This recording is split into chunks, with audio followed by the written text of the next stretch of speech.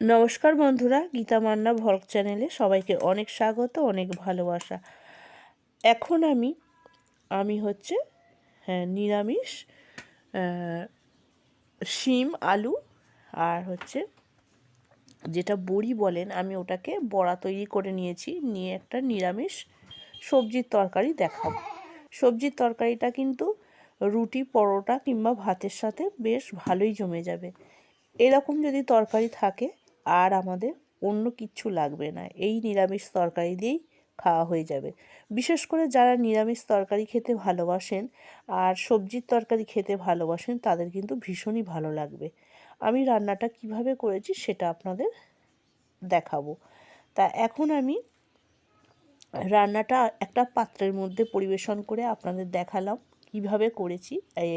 রান্নাটা পুরো সেই রান্নাটা আপনাদের দেখিয়ে দিলাম। এবার আমি রান্না করার জন্য কি কি নিয়েছি সেগুলো আমি আপনাদের একের পর এক দেখাবো। প্রথমেই আমি নিয়েছি হচ্ছে শিম নিয়েছি, কিছু শিম নিয়েছি, আলু নিয়েছি, একটাই আলু দিয়েছি, অল্প আলু দিয়েছি।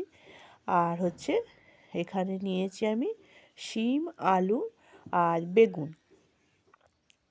দেখুন, গোটা সবজিগুলো দেখিয়ে দিলাম। আর এই সবজিগুলো আমি এবার কেটে নেব। ভালো করে ধুয়ে নিয়েছি, কেটে আবার ধোবো। তা এরপর আমি রান্না করতে চলে এলাম। তেলের মধ্যে অল্প তেলে আমি রান্না করব, বেশি তেল আমি ব্যবহার করি না, অল্প তেলেই আমি রান্না করি। তাই অল্প তেল নিয়েছি, তার মধ্যে আমি প্রথমে শিমগুলো ভেজে নিলাম। এবার শিমটা আর হচ্ছে বেগুনটা ভেজে নিচ্ছি। শিমের ওপরেই বেগুনগুলো দিয়ে দিলাম। বেগুনগুলো আর কিছু নেড়ে নেব, কারণ বেগুনটা আগে দিলাম না, কারণ বেগুন বেশি সময় লাগে না ভাজতে। এবার আমি ফোড়ন দিলাম, দিয়ে এর মধ্যে আমি তুলে দিলাম আলুগুলো একটু ভালো করে ভাজা করে নেব। অল্পই আলু দিয়েছি, একটা আলুকে 4টে ফালি করে নিয়েছি।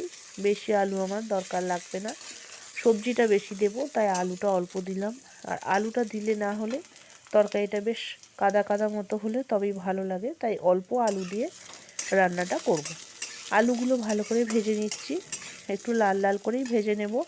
আর এটা নতুন আলু, এক্ষুনিই হয়ে যাবে সেদ্ধ। আর আমার আলুটা প্রায় ভাজা ভাজা হয়ে গেছে, তাই আমি মশলাগুলো দিয়ে দিচ্ছি। এখানে লাল লঙ্কা দিয়েছি, কাশ্মীরি লঙ্কা দিয়েছি, আর হচ্ছে আগেই আমি কাঁচা লঙ্কা দিয়েছিলাম, আর ধনে, জিরে গুঁড়ো এগুলো দিয়েছি। সবগুলোই ভালো করে নেড়ে আমি জল দিয়ে দিলাম। এবার এটা যখনই ফুটে উঠেছে তখনই আমি এই যে শিম ভাজা আর বেগুন ভাজাগুলো তুলে দিলাম। এগুলো আমি নেড়ে চেড়ে ভালো করে ভেজে নিয়েছিলাম। এবার আমি এটাকে কিছু নেড়ে নিয়ে আমি এবার জল দিয়ে কিছুক্ষণ ঢেকে রাখবো।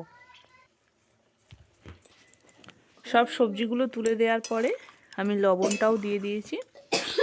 আর এবার আমি এগুলোকে কিছুক্ষণ ফুটতে দেব। ফুটে সেদ্ধ হয়ে গেলে তবেই বাকি অংশগুলো করব। তা এটা আমার ঢেকে সেদ্ধ করে নিয়েছি, রান্না করা হয়ে গেছে। এরপরে আমি মুসুর ডাল কিছুটা ভিজিয়ে রেখেছিলাম, সেগুলোকে বেটে নিয়েছি। আর এখানে আপনারা দোকানের কেনা বড়িও দিতে পারেন, আমি ডালের বড়া করে দেব। আর ডালের বড়া দিয়ে কিন্তু এই সবজিটা কিন্তু ভীষণ ভালো লাগে খেতে।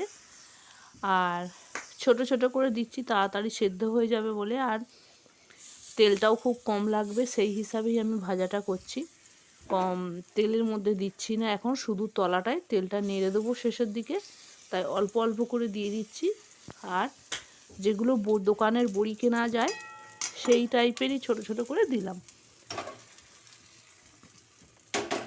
এবার আমি কড়াটা শুধু তলার দিকে নেড়ে দিচ্ছি, যাতে সবের মধ্যে তেলটা যায়। আর এবার এগুলো আমার হয়ে গেছে, এটা খুব অল্প টাইমের মধ্যেই হয়ে যায়। এটাকে আমি তলাটা দেখুন ছেড়ে যাচ্ছে, আর আস্তে আস্তে খুন্তি দিয়ে এগুলোকে পেছন দিকটা করে নিচ্ছি। আর এতে তাড়াতাড়ি ভাজাটা হয়ে যাবে। সবগুলোকে একভাবেই আমি নেড়ে নেড়ে দিচ্ছি, যাতে সবগুলো তাড়াতাড়ি ভাজা হয়ে যায়। আর যদি না এই অবস্থায় যদি নেড়ে না দিই কিন্তু তলাটা পুড়ে যাবে। তাই সবগুলোকে আমার ভাজা হয়ে গেছে। আর এবার এইগুলো তুলে নেব। এগুলো আমি ভালো করে নেড়ে চেড়ে ভাজা করে নিয়েছি। এবার তুলে নিলাম। এবার আবার কড়ার মধ্যে অল্প খুব সামান্য তেল দিলাম, দিয়ে আদা বাটাটা দিয়ে দিলাম। আর এখানে বেশি একটু পাঁচফোড়ন লাগে, পাঁচফোড়নটা একটু বেশি করেই দিলাম। আর এটা একটু ভালো করে ভেজে নিলাম। এবার আমি এই সবজি যে সেদ্ধ করে রেখেছি সেটা আমি এর মধ্যে ঢেলে দিলাম। আর এখন এই পাঁচফোড়নের মধ্যে সবজিটা মিশিয়ে নিলাম, নিয়ে এবার যে ডালের বড়াগুলো করে রেখেছি সেগুলোকে ওর মধ্যে তুলে দিলাম। আবার কিছুক্ষণ এটা ঢেকে নিয়ে সেদ্ধ করে নেব। আর তা না হলে ডালের বড়ার ভেতরে ঝাল মশলাটা ঢুকবে না, তাই ভালো করে ভেজে নিয়েছি। এখন আমার রান্নাটা পুরো কমপ্লিট হয়ে গেছে। এবার আপনাদের আমি নামিয়ে নেব। শেষে একটু সর্ষে গুঁড়ো দিয়ে দিলাম।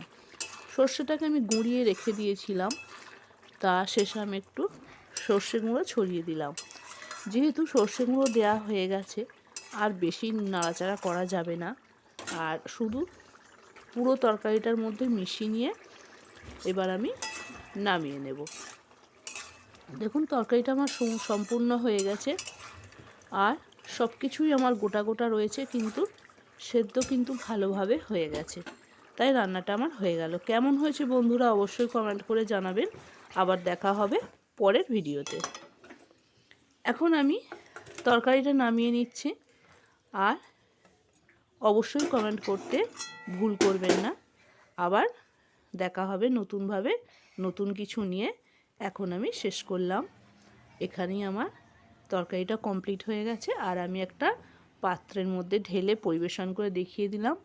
কেমন হয়েছে অবশ্যই কমেন্ট করে দেখাবেন, আবার বলবেন। আবার আমার নতুনভাবে দেখা হবে নতুন কোনো ভিডিওতে। টাটা।